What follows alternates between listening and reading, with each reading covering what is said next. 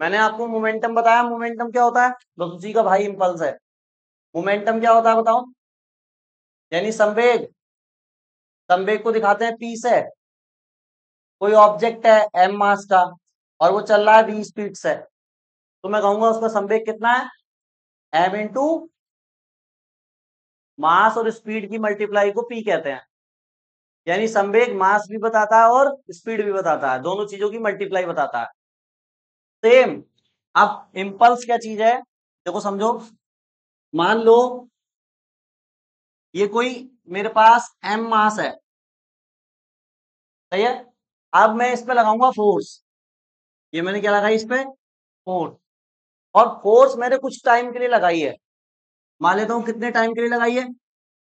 T time के लिए। जैसे ये ब्लॉक है, इस ब्लॉक को मैं ऐसे ऐसे फोर्स लगाए जा रहा हूँ, 5 सेकंड 2 सेकंड जितने भी टाइम के लिए लगाई है। तो इस फोर्स और इस टाइम की अगर मल्टीप्लाई कर दूं तो मिल जाएगा इम्पल्स। खत्म।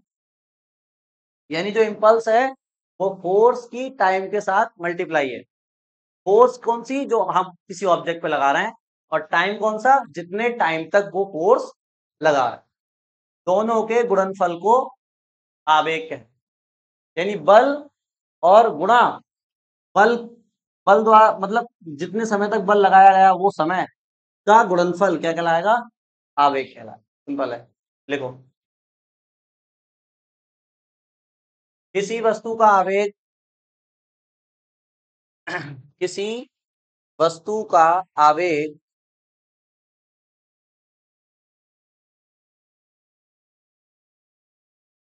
किसी वस्तु का आवेग उस पर लगने वाले बल F, उस पर लगने वाले बल F, उस पर लगने वाले बल F तथा समय T, तथा समय T के गुणनफल के बराबर होता है। तथा समय T के गुणनफल के बराबर होता है। तथा समय T के गुणनफल के बराबर होता है। अच्छा एक काम करो, समय को T ना कह के डेल्टा T कह दो यार। बताओ डेल्टा का क्या मतलब हुआ यहाँ पे? अब चेंज इन टाइम। पहले टाइम 0 था, जब तक फोर्स लगी 5 सेकंड हो गए, तो 0 से 5, तो 5 माइनस 0 5 एस। तो टाइम हमेशा चेंज की फॉर्म में लिखते हैं, ये ज्यादा सही तरीका। ठीक है। हाँ तो डेल्टा टी कर लें। समय डेल्टा टी के गुणनफल को, गुणनफल मतलब मल्टीप्लाई, गुणनफल को आवेग कहते हैं। गुणनफल को आवेग कहते हैं।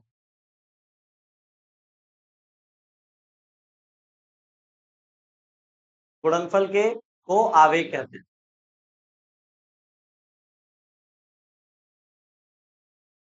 ठीक है। इंग्लिश में लिखो। The impulse. हाँ ये डायग्राम बना लो, फॉर्मूला नोट कर लो। The impulse of an object,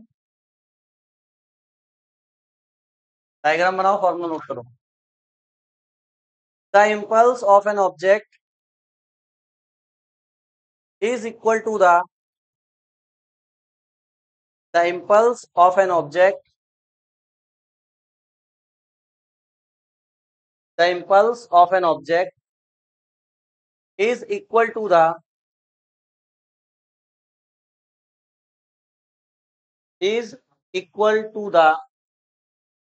force acting on the mass, is equal to the force acting on the mass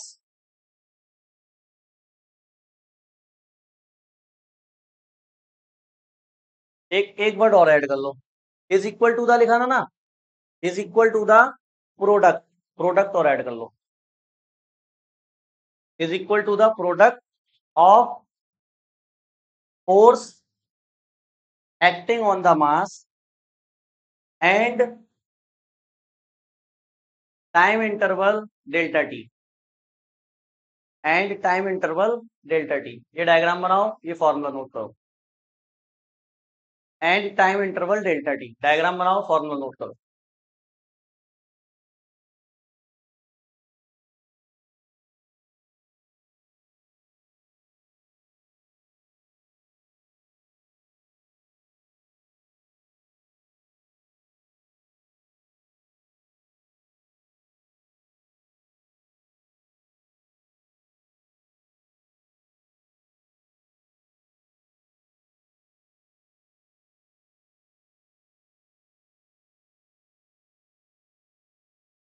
सही है। बताइए, इधर देखो जरा, इधर। अब कोड पे देखो जरा, 1 मिनट। केस 1, हो सकता है फोर्स बहुत कम टाइम के लिए लग रही है, तब भी इंपल्स ज्यादा होगा। भाई इंपल्स डिपेंड कर रहा है फोर्स और डेल्टा टी पर, मतलब टाइम पर और फोर्स पर। मान लो फोर्स तो कांस्टेंट है, मान लेते 10 न्यूटन फोर्स लग रही है। कितने न्यूटन? 10। लेकिन बहुत कम टाइम के लिए लग रही है, 1 सेकेंड या 2 सेकेंड या 3 सेकेंड, इस कितने टाइम के लिए लग रही है, तब भी क्या होगा बताओ? इंपल्स। इंपल्स होगा कुछ ना कुछ। जैसे 10 न्यूटन फोर्स लग रही है 1 सेकेंड के लिए, तो 10, और यूनिट क्या होगी इसकी? फोर्स की यूनिट क्या होती है? न्यूटन। और टाइम की? सेकेंड। तो न्यूटन सेकेंड इंपल्स होगा। तो टाइम को कम करोगे तो ये भी इंपल्स कम हो जाएगा, और फोर्स को कम करोगे तब भी इंपल्स कम हो जाएगा। दोनों में से किसी भी चीज को कम किया तो इंपल्स कम होगा। अच्छा, टाइम को भी बढ़ा दिया, फोर्स को भी बढ़ा दिया, तो इंपल्स ज्यादा होगा। जैसे कोई ठेला है, उसको ढकेल रहे हो आप, तो मैंने ऐसे ऐसे ढकेल के छोड़ दिया, तो यहां मैंने क्या किया? फोर्स तो लगाई, लेकिन बहुत कम टाइम के लिए, तो इंपल्स तो हुआ, ठीक है हुआ। लेकिन अगर मैं उसी ठेले को ऐसे ढकेलता हुआ लेके चला जाता आगे, तो मैंने फोर्स ज्यादा टाइम के लिए लगा दी, दैट इज इंपल्स क्या हो गया? ज्यादा हो गया। तो ऐसे फोर्स और टाइम पे डिपेंड करेगा इंपल्स कम है या ज्यादा है। दोनों में से किसी के भी कम होने पे इंपल्स कम हो जाएगा। ठीक है। और इसकी यूनिट क्या होगी? Newton second. नोट करो,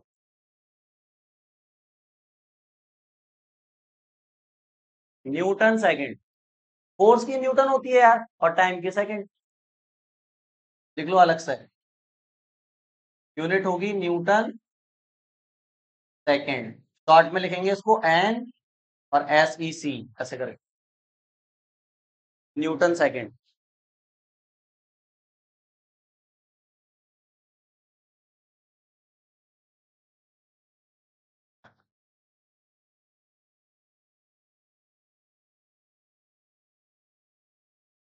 अब मुझे बताओ एक बात, जब मैं इस मास पे इंपल्स लगाऊंगा, इंपल्स का मतलब सीधा सीधा फोर्स लगाना है।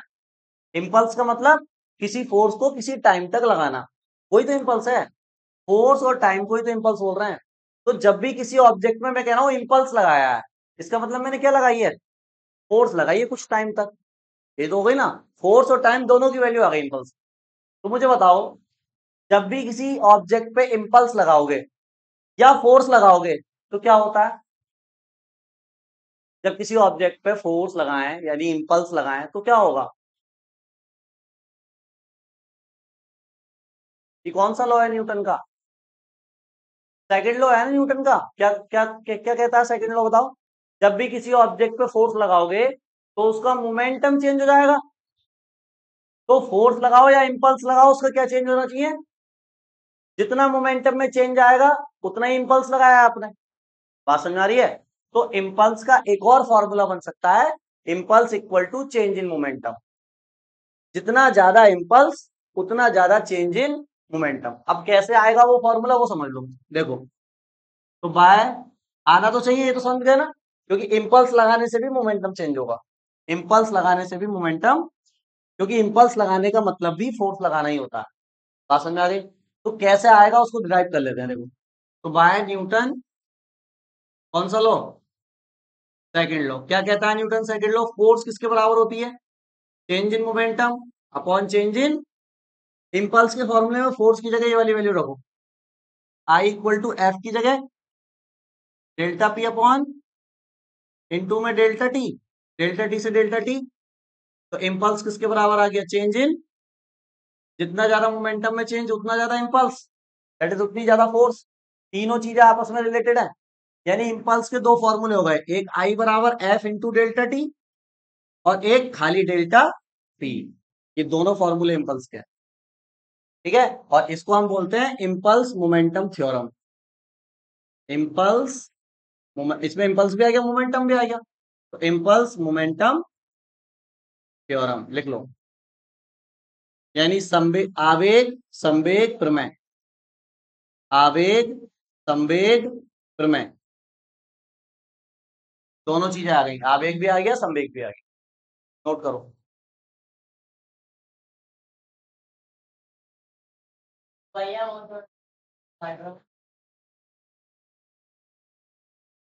इसमें ऐसे बताया था मैंने कि अगर देखो केस 1 में ऐसे बताया था कि टाइम को कम करोगे तो इम्पल्स कम होगा। फिर केस 2 में ऐसे बता दिया कि फोर्स को भी अगर कम करोगे, टाइम को कम नहीं किया, टाइम मान लो फिक्स है, फोर्स को कम करोगे तब भी इम्पल्स कम होगा। यानी इम्पल्स दो चीजों पर डिपेंड करेगा, टाइम पे भी और फोर्स। टाइम को कम करोगे, फोर्स फिक्स है, तब भी इम्पल्स कम। फोर्स को कम करोगे, टाइम फिक्स है, तब भी इम्पल्स कम। दोनों पे डिपेंड करेगा, ऐसा बताया। तो एक ही उसमें बता दिया था। अब अलग अलग बना दिया, अलग अलग बना लो।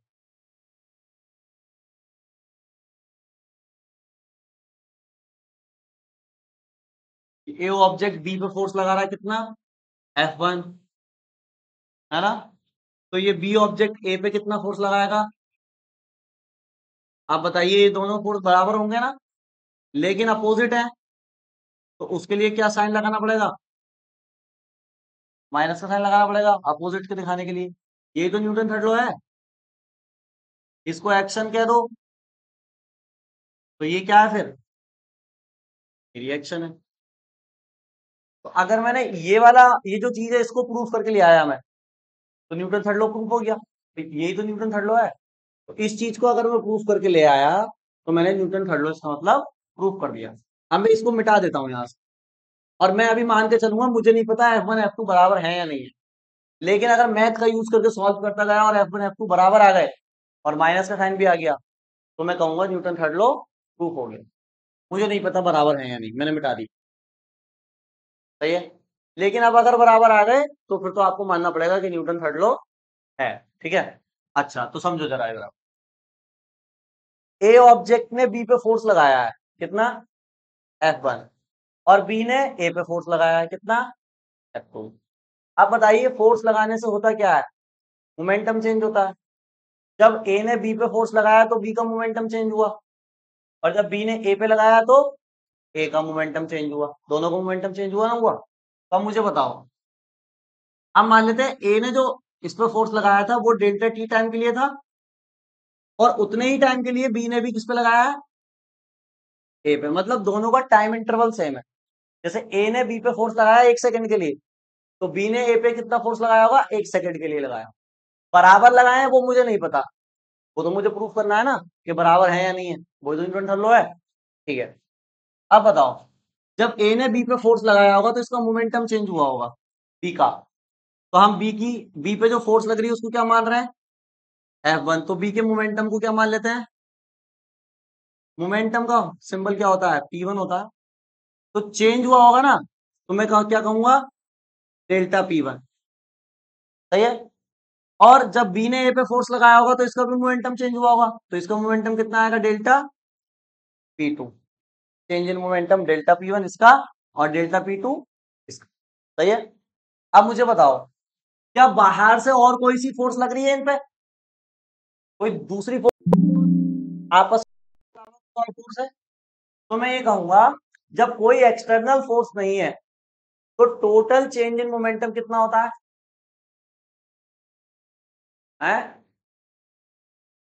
जब बाहर से कोई फोर्स नहीं लगती तो मोमेंटम में चेंज कितना होता है, जीरो। जीरो ही तो चेंज होता है, कल पढ़ाया था नहीं कि भाई कोई एक एम मास है, ये वी वेलोसिटी से जा रहा है, और इस पे कोई फोर्स ही ना लगे, तो अभी इसका मोमेंटम कितना है, एम बी। कुछ देर बाद भी कितना रहेगा, एम बी। तो चेंज आया क्या, तो कोई फोर्स नहीं लगती है तो डेल्टा पी कितना हो जाता है, जीरो। जब बाहर से कोई फोर्स नहीं लग रही, तो इसका भी मोमेंटम में चेंज जीरो, इसका भी मोमेंटम में change zero. That is total change in momentum zero. तो मैं यहां लिखूंगा, अब यहां पे यूज करना है, देखो, by Newton's second law, F बराबर change in momentum upon change in time. सही है। इफ फोर्स कितनी लग रही है बाहर वाली, जीरो। अगर फोर्स जीरो है तो delta P upon delta T कितना आएगा, तो डेल्टा पी कितना आया, जीरो। सही है।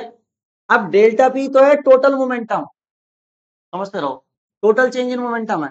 हमारे पास तो अलग अलग है ना, तो डेल्टा पीटी की जगह, टोटल की जगह मैं क्या क्या लिख सकता हूं, डेल्टा P1 प्लस डेल्टा, ये टोटल है, टोटल मतलब ये प्लस कितना आया, सही है भैया, यहां तक बता देना जहां समझ में ना आया। अब delta P1 plus delta P2 बराबर 0। अब मुझे एक बात बताओ, डेल्टा P1 अभी इंपल्स के फॉर्मूले से क्या बताया था मैंने, I बराबर F इंटू डेल्टा टी बराबर डेल्टा, ये फॉर्मूला बताया था अभी। तो जहां डेल्टा P लिखा है उसकी जगह F इंटू डेल्टा टी लिख सकता हूं,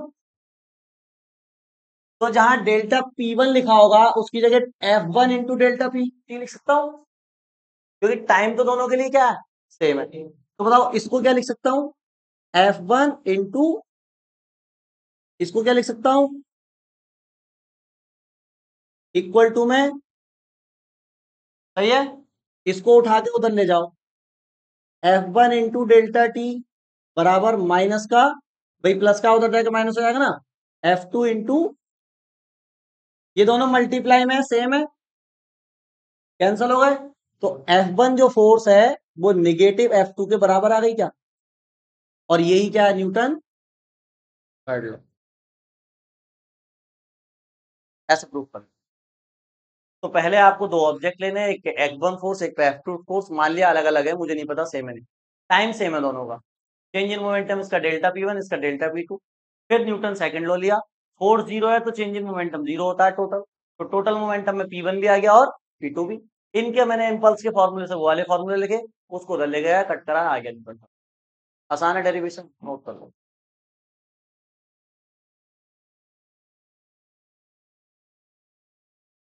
देखो, जब सुन लो जरा, समझ लो इसको ध्यान से, इक्विलिब्रियम का मतलब क्या पहले ये समझो। देखो जैसे मान लो ये कोई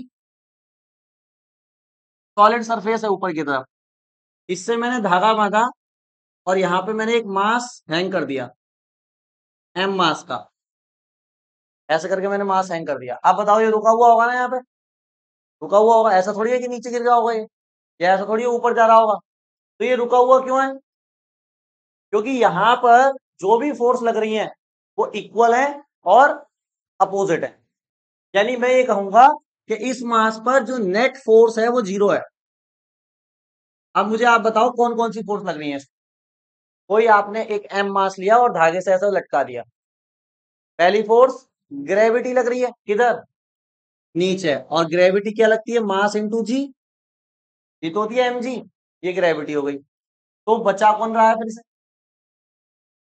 रस्सी बचा रही है, रस्सी के अंदर कौन सी फोर्स आ गई, रस्सी के अंदर नॉर्मल रिएक्शन नहीं होता, रस्सी के अंदर हो जाती है, खिंच गई ना ये, मतलब इसमें तनाव आ गया, तनाव मतलब टेंशन फोर्स, टेंशन, ठीक है। तो मैं ये कहूंगा कि इस mg को किसने कैंसिल करा, रस्सी की टेंशन में, तनाव में, ठीक है। अब मान लो रस्सी है पतली, मास लटका दिया तुमने बहुत बड़ा, तो फिर ग्रेविटी ज्यादा हो गई, तो फिर तनाव उतना नहीं बढ़ पाएगा, वो टूट जाएगा, वो नीचे गिर जाएगा। लेकिन अभी हम मान लेते हैं कि ये टेंशन फोर्स इनफ है इस mg को काटने के लिए, तो ये रुका हुआ है। तो बताओ, तो नेट mg को किसने कैंसिल कर दिया, टेंशन ने, तो मैं कहूंगा F net equal to zero. पहले तो हम ऐसे क्वेश्चन करेंगे जिसमें मास रुका हुआ होगा, ठीक है, लेकिन फिर मैं आपको ऐसे क्वेश्चन कराऊंगा जिसमें ये मास चल रहा होगा, जिधर ज्यादा फोर्स है उधर की तरफ चल रहा होगा, फिर मूविंग मतलब डायनामिक्स के क्वेश्चन करेंगे, वो चल रहा होगा मास। अभी पहले इक्विलिब्रियम के कर रहे हैं, इक्विलिब्रियम का मतलब समझ में आया, इक्विलिब्रियम का मतलब होगा कि मास किस पे होगा, रेस्ट में होगा, और मास रेस्ट में होने का मतलब यह है कि उस पर नेट फोर्स कितना होगा, जीरो होगा। कोई ना कोई ऐसा फोर्स जरूर होगा जो उस वाले फोर्स को कैंसिल कर रहा होगा, जैसे यहाँ पे टेंशन फोर्स ने कर दिया, ठीक है। तो अब इस क्वेश्चन में ये पूछ सकते हैं आपसे कि बताओ टेंशन फोर्स कितना है, कितना टेंशन फोर्स लग रहा है, तो बहुत आसानी से बता सकते हैं, है ना। तो ऐसा क्वेश्चन मैं एक दे रहा हूं, करके दिखाओ इसको, पहले इसको लिख लो एग्जाम्पल में,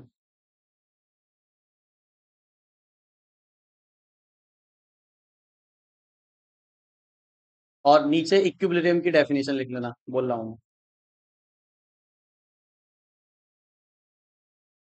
पहले इसको बनाओ फिर इक्विलिब्रियम की डेफिनेशन लिखो।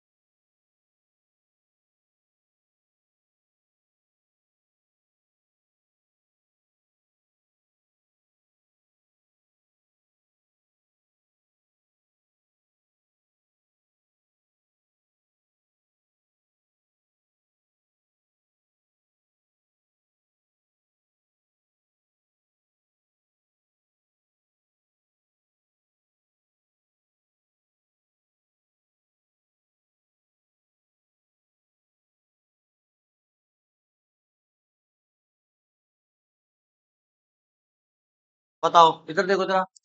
तो मैंने क्या बोला, जब नेट फोर्स 0 होगा तो ऑब्जेक्ट किसमें होगा, इक्विलिब्रियम में होगा। इक्विलिब्रियम का मतलब क्या है, रेस्ट। सुन लो, मूव नहीं कर रहा होगा। लेकिन जब net force not equal to 0 होगा, दैट अनबैलेंस फोर्स होगी, तो मूव करेगा। तो वैसे क्वेश्चन भी करेंगे जिसमें ये मास मूव भी कर रहा होगा। तो अब मैं इसी क्वेश्चन को देखो आपसे पूछता हूं, बताएं जरा, इसी क्वेश्चन में बताएं। अब इसको मैं बना रहा हूं क्वेश्चन, बताओ। इससे मैंने एक 5 किलो का मास हैंग किया है, ठीक है। तो क्वेश्चन ये है, ये एक ऐसे करके सरफेस है, इससे एक धागा बंधा हुआ है, इससे 5 किलो का मास लटका हुआ है। तो कह रहे हैं calculate tension, calculate tension in the rope, रस्सी में तनाव बताइए। क्वेश्चन लिख लो, रस्सी में तनाव बताइए, करके दिखाओ जल्दी। रस्सी में तनाव बताइए।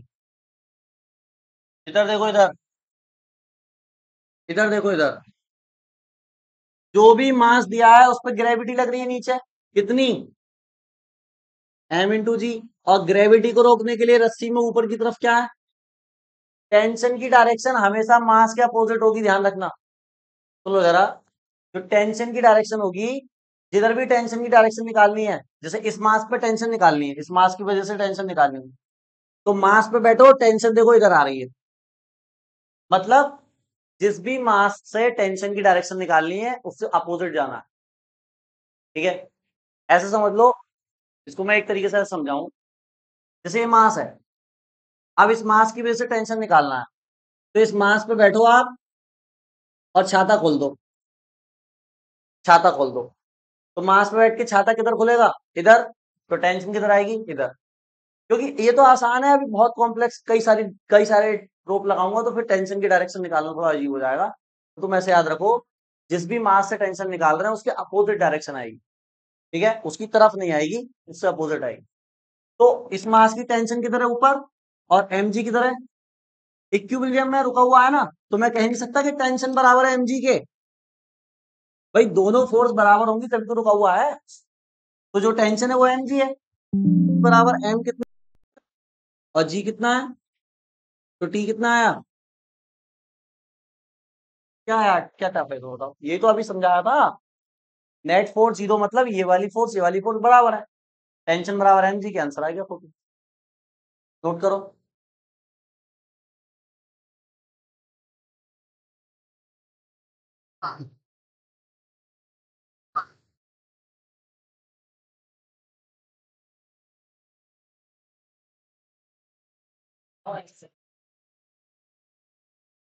नहीं आया, क्या हो गया इसमें, अब तो समझ में आया ना, ये समझाया जो है। अब आ गया, ठीक है, अब आ जाना चाहिए। चलो अगला करो।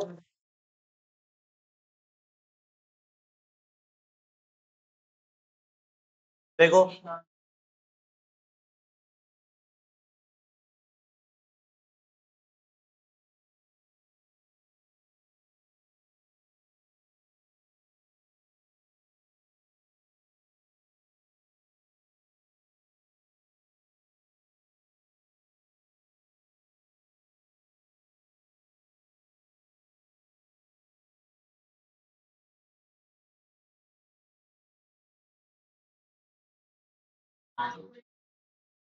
करो, कैलकुलेट टेंशन, करो जल्दी। अब इसको कौन करेगा, जल्दी करो।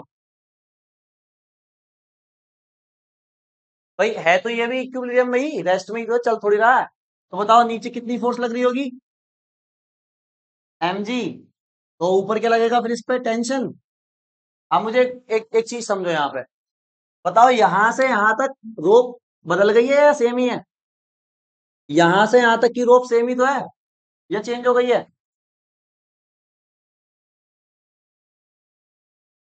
सेम है।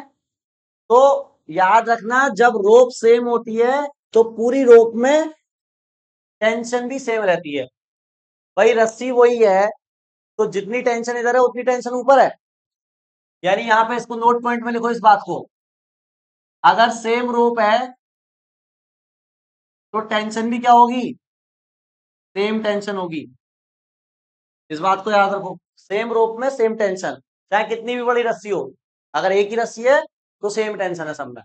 तो ये और ये सब सेम ही आएगा। तो बताओ कितना आएगा, T बराबर mg। m कितना है 20, g कितना है, कितना बता रहे थे आप, ठीक है।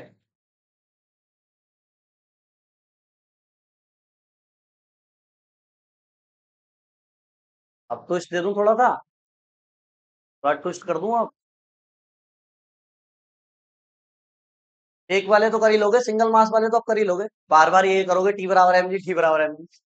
अब थोड़ा सा अलग कर देते हैं।